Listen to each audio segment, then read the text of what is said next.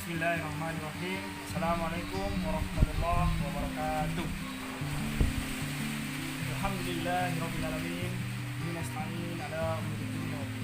Asyhadu an la ilaha illallah wa asyhadu anna Muhammadar Rasulullah. Alhamdulillahi rabbah wa bismillah ya Muhammadin nabiyya wa rasulullah. Rabbi iman wa rizqi rahman. Bersyukur kehadirat Allah Subhanahu wa taala karena atas berkat rahmat dan hidayahnya sehingga kita masih diberikan kesempatan, sehingga kita semua masih diberikan kesehatan untuk selalu meningkatkan takwa dan ibadah kita kepada Allah.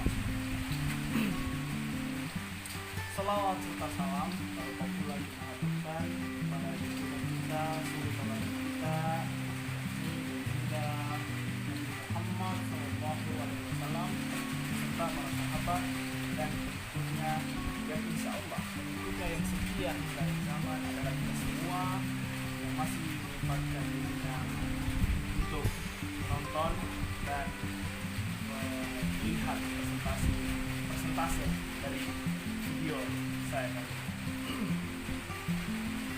Untuk efisiensi waktu, segera saya diperkenankan untuk memperkenalkan diri. Perkenalkan, nama saya Anurafin, saya semester 2 Prodi PAI, Pendidikan Agama Islam. Dan pada kesempatan kali ini, saya menunaikan tugas saya, yaitu mempresentasikan video, mempresentasikan makna dan isi makalah saya melalui video. Sebelum saya lanjut, saya akan memperkenalkan terlebih dahulu dari mana saya mendapat referensi atau isi dari makalah yang saya susun. Itu dari buku ini, kebetulan buku ini berada di tangan saya dan kebetulan ibunda saya yang dannya ketika dikasih sebuah makalah yang berjudul Geologi Kaum Paham Pemberian.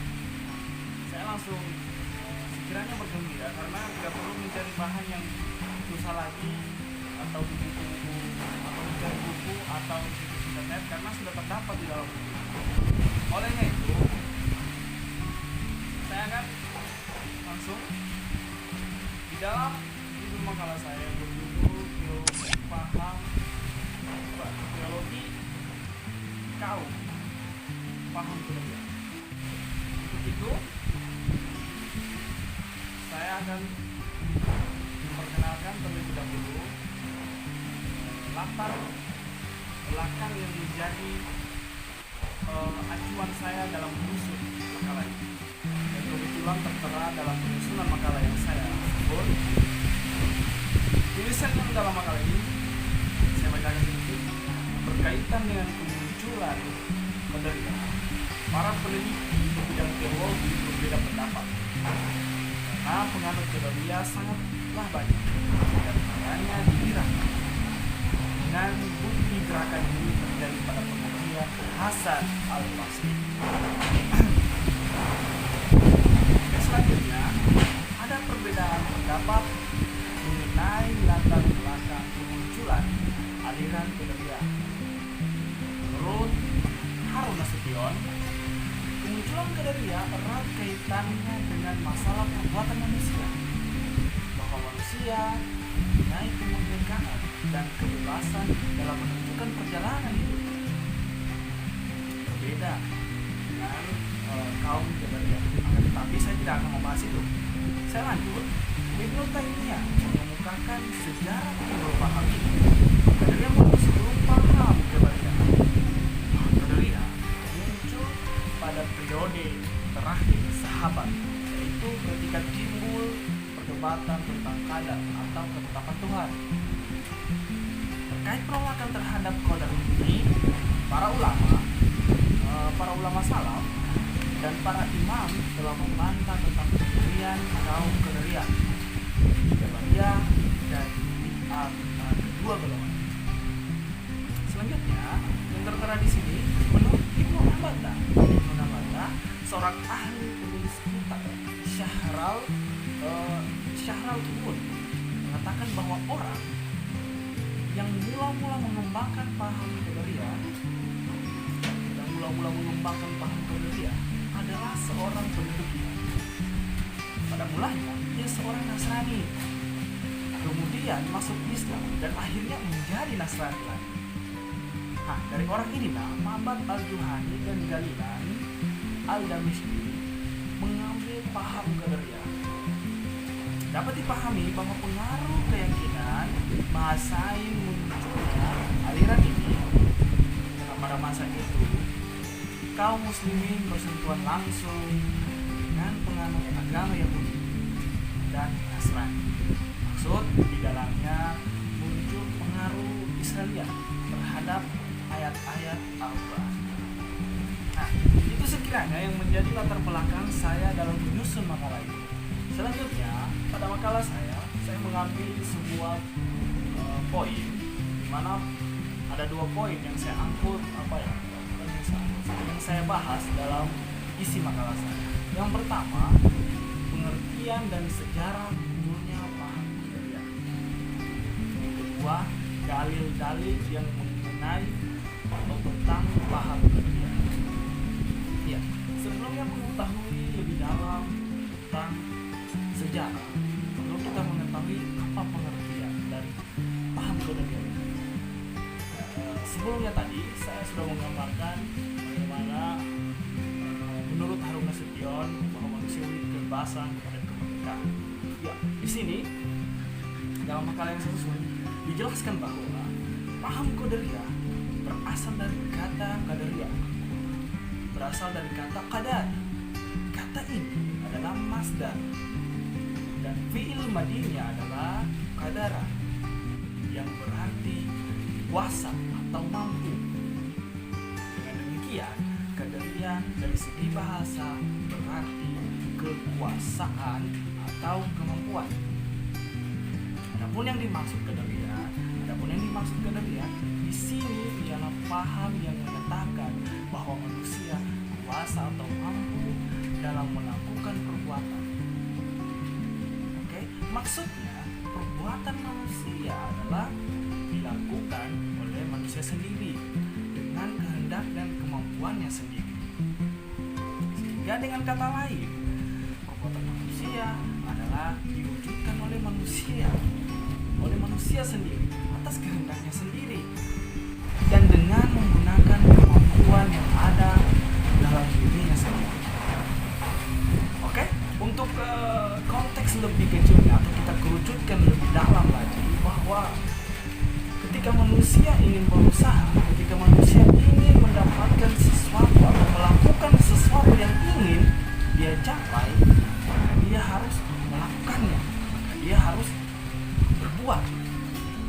Akan tetapi paham Qadariyah beranggap bahwa manusia kuasa, bahwa manusia mampu melakukan perbuatan tanpa campur tangan Tuhan. Jadi Tuhan tidak memiliki andil di dalam perbuatan manusia. Itu menurut paham Qadariyah. Ya. Selanjutnya, menurut Ahmad Amin, orang-orang yang berpaham seperti ini dinamakan Qadariyah. Karena menurut pendapat mereka bahwa manusia memiliki kebebasan berkehendak dan memiliki kemampuan atau kudrah dan melakukan perbuatan manusia. Menurut mereka, mampu melakukan perbuatan mencakup semua perbuatan, yakni perbuatan baik dan perbuatan jahat. Karena itulah sebutan Qadariyah digunakan untuk sebutan bagi mereka. Hingga akhirnya sebutan ini melekat menjadi sebuah golongan dan paham tersebut.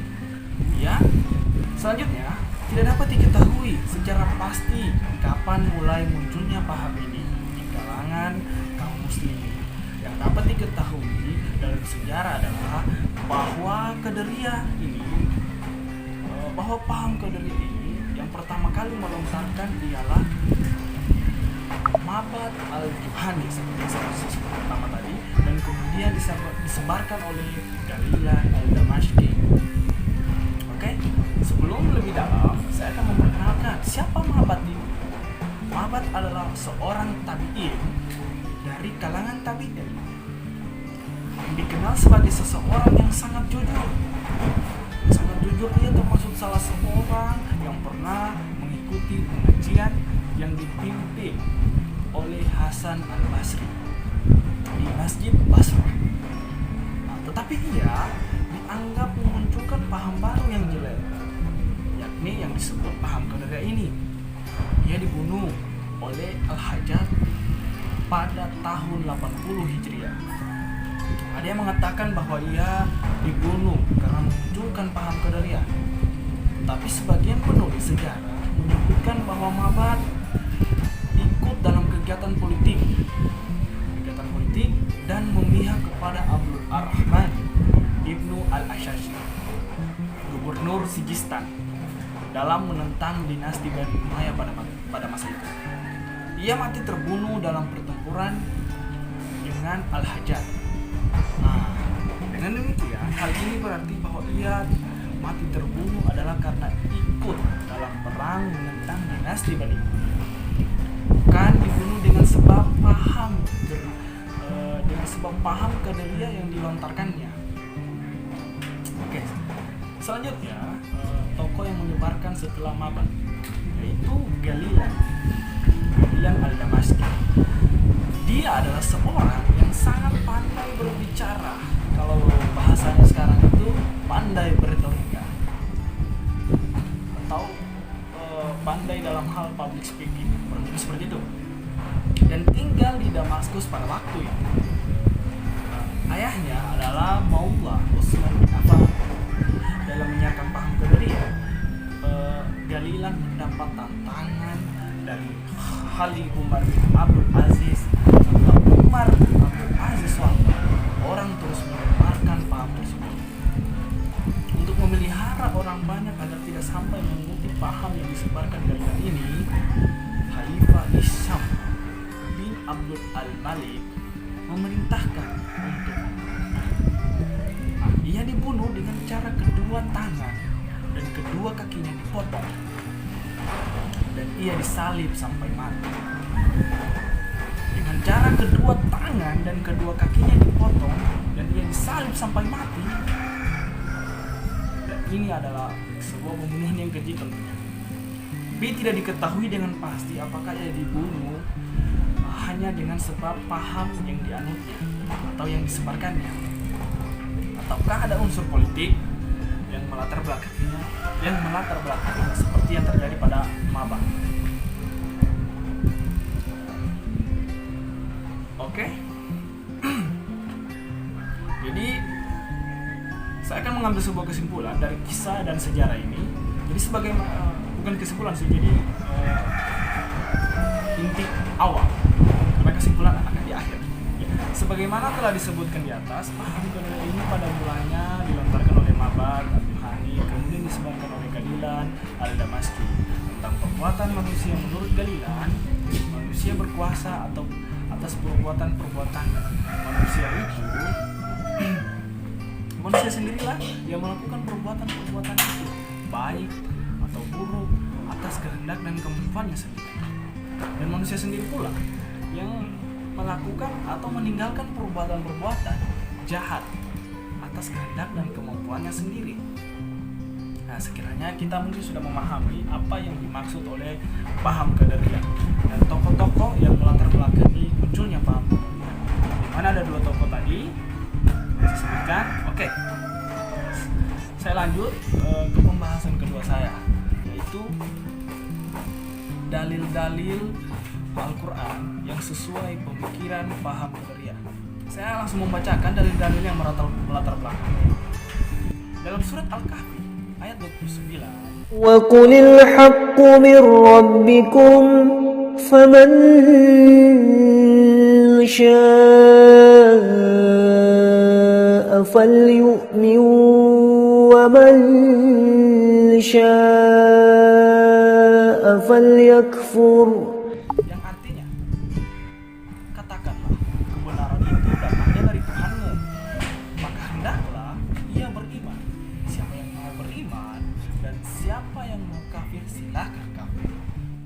Pada ayat ini terlihat bahwa kepada manusia diberi kebebasan Kalau ia mau beriman, hendaklah ia beriman. Dan kalau ia mau kafir, silahkan kafir. Bila ia menjadi orang yang beriman, itu adalah atas kehendaknya sendiri dan pilihannya sendiri. Sebaliknya, bila ia menjadi orang kafir, itu adalah atas kehendaknya dan pilihannya. Dari sini dapat dipahami bahwa kalau demikian berarti manusia itu mempunyai kebebasan berkehendak, kebebasan memilih. Nah, jadi sekiranya surat Al-Kahfi ayat 29 ini berkaitan dan terikat dengan apa yang menjadi pemikiran kaum Qadariyah. Selanjutnya saya kembali mengangkat dalam surat Al-Fusilat ayat 40. اعملوا ما شئتم إنه بما تعملون بصير. Yang artinya, perbuatlah apa yang kamu kehendaki. Sesungguhnya Dia, Allah, Maha melihat apa yang kamu perbuat. Pada ayat ini terlihat bahwa kepada manusia disuruh atau memperbuat apa yang mereka kehendaki. Kepada manusia disuruh memperbuat apa yang mereka benci. Hal ini berarti manusia memiliki kemampuan melakukan perbuatan-perbuatannya. Dan manusia mempunyai hak tersendiri dari apa yang diperbuat. Nah, jadi saya kira surat Al-Kahfi dan Fusilat yang saya jelaskan ini berkaitan sekali dengan apa yang menjadi pemikiran paham Qadariyah. Dan masih banyak lagi dalil-dalil yang menjadi landasan dari paham Qadariyah yang sekiranya berkaitan dengan paham Qadariyah. Ada surat Al-Imran ayat 165, kemudian ada surat Al-Asyura ayat 30 dan surat Al-Baqarah ayat 256. Sekiranya saya tidak perlu lagi lebih dalam menjelaskan karena sekiranya teman-teman sudah paham. Akan tetapi di sini ada ayat yang sekiranya kita sering mendengarnya, bahkan para ustadz-ustadz sering menyampaikan dan mungkin ada dari teman-teman yang menghafal. Tapi saya akan menjelaskan dalam surat Al-Arad ayat 11. ayat 11.